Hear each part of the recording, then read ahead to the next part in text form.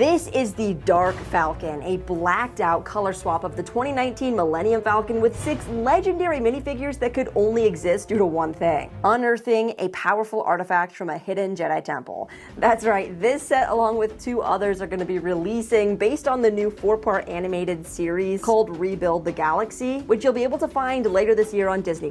With just over 1,500 pieces, the set is going to retail for $180 come this August 1st, making it the most expensive set of the wave, and based on an animated Lego show at that. But this isn't the first time that Lego's gone and got creative, made a show, and then created sets from that show. If you recall back in 2013 with the Banger 7 episode Yoda's Chronicles, with the Force-sensitive clone named Jack 14, we got this Starfighter set and this Jedi Scout Fighter set, both pretty solid ships. Then in 2016 there was the Freemaker Adventures, which produced these 3 sets that now have such a low resale value that you could understand why some fans may not be as enthused about this new lineup of non-canon Star Wars sets. I, however, absolutely love this. The Dark Falcon feels refreshing, it's sleek, and while you could get yourself the exact same set in gray, the reality is you can always get yourself the exact same set in gray because it's the Millennium Falcon. This Black Falcon, and the mixed bag of minifigures included, is only around for this time and only exists because of this show. So let's get into that mixed bag of minifigures, but before we do, I'd like to say a huge thank you to the LEGO Ambassador Network for sending this set early for review. Starting with Beach Luke wearing the necklace that his father Anakin gave to his mother Padme and apparently collected out of her grave at some point. He's got some pretty rad Pit Viper shades,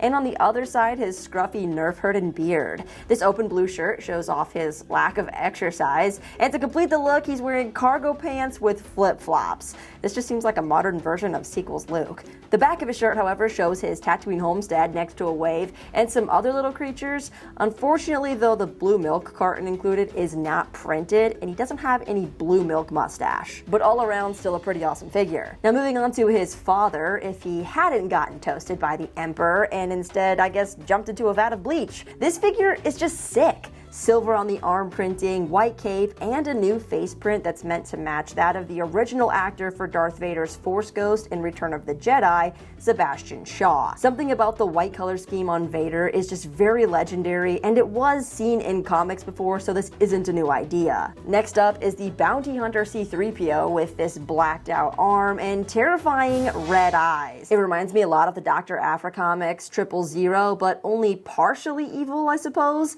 Aside from the arm and the red eyes, everything else is exactly the same as the UCS Landspeeder C-3PO. Next up we have Darth Rey, who is a little plain, but she does have 2 face prints, and she does use the binocular piece for her lightsaber hilt. LEGO is still printing eyes without the pupils, which is kind of a hit or miss for some people, and I think she could have looked better with vampire fangs. There also could have been a new double-sided lightsaber hilt developed this year for both her and Darth Maul, but alas, here we have the first ever Darth Rey as briefly seen in the sequels. Now we have a new character. This is Darth Dev, who is the brother of the main character, Sig Greebling. Like Sig Fig and Greebling being the details on the side of a LEGO Star Wars ship. Well, if Sig is going to be the hero of this new Rebuild the Galaxy show, it only makes sense for his brother, Dev, to be his dark side enemy. And with a single arm print, inquisitorial looking armor, and that evil second face print, this is a really good looking original minifigure. Now, lastly is the Pipe Dream minifigure Darth Jar Jar. And this is what's telling me that the LEGO group is really leaning into the fandom and the memes, because it's really happening, and I think this show is the perfect place for it.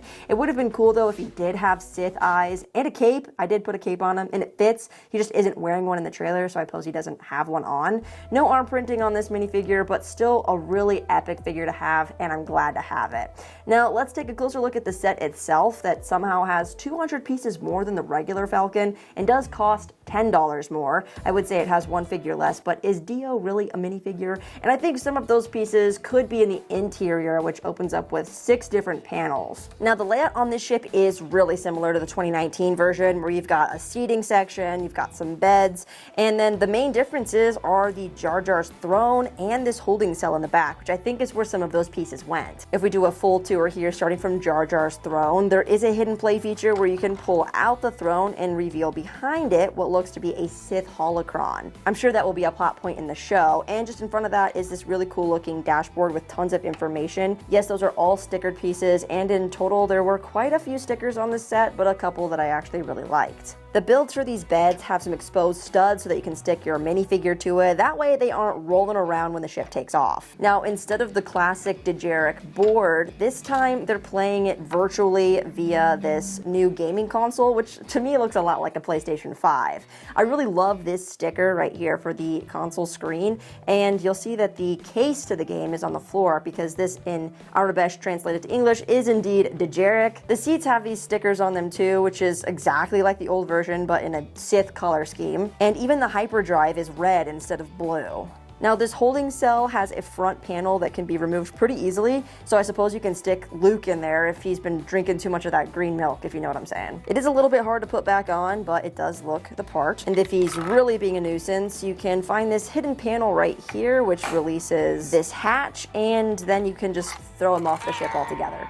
The last thing back here is a crate with a blue cylinder in it, and there's a couple of them, which leads me to believe they're either holocrons or heck, even coaxium, like hyperspace fuel, but I'm sure that will also be explained in the show. Now, on the top, you have a couple of more stickered elements with these guns that are probably the most fragile part of the entire set. Nothing has been changed on this from the 2019 version, but you can open the top and pull out this section where you can sit 2 gunners, and that way you can man the guns both on the top and the bottom.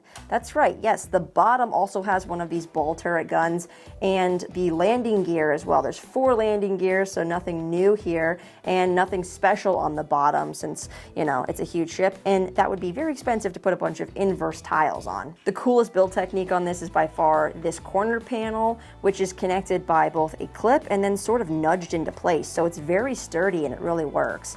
I haven't built the 2019 version of the Millennium Falcon recently, so I forgot how good these paneled sections are, using these 3x12 wedge pieces and a bunch of these hinges, and then reinforced a ton by these inverse slider pieces. So all of the panels stay on very well, and in particular the back ones sort of clip into place with this wedge that sticks out, and you kind of just bend it into place until they're all there. Now, the one issue I had was with this front square panel. I always have to kind of wiggle it into place, and that's because of that odd technique that I showed you earlier. It also produces this gap in between the cockpit and that panel, which isn't the best. Now, the cockpit comes off just like this. It is a printed piece along with the front panel that's also printed, as it should be, but this is what it looks like if you're looking at it from the inside. Not a very effective viewport, but nonetheless a very menacing and cool looking cockpit. You can fit 2 minifigures on the inside, and you have to raise their arms so that you can put the cockpit piece back on over them for them to fit. There's also the section right behind it that if you pull it out, it just kind of reveals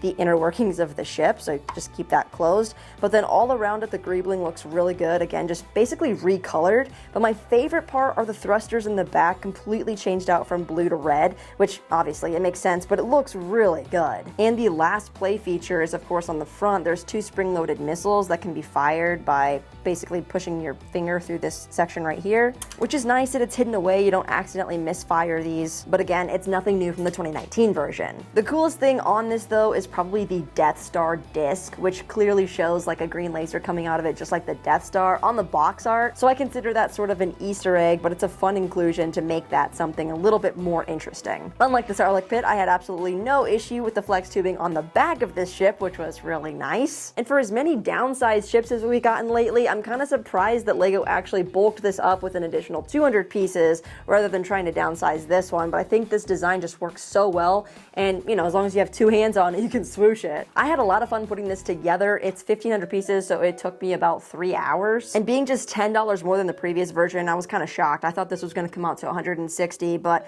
alas, LEGO prices are always more expensive than you think. But like, mostly for these 2 minifigures right here, these are just very epic, and they seem like they belong in everyone's collection. Overall, I think a lot of fans are going to be very happy with this set to add to their collection. The one downside, of course, is that it will attract dust like crazy, being a black ship, but because it's black, it's not going to blend in with all of your other gray starships. This set is available for pre-order, so if you'd like to do so, feel free to use my affiliate link in the description below. Let me know your thoughts on this set. Is this one that you plan to pick up on release day, or wait till it goes on sale, or are you one of those people that just snags the figures on the aftermarket? Drop a comment, leave a like, stay tuned for my next Star Wars review, and until then, happy building. Or happy rebuilding the galaxy, I suppose.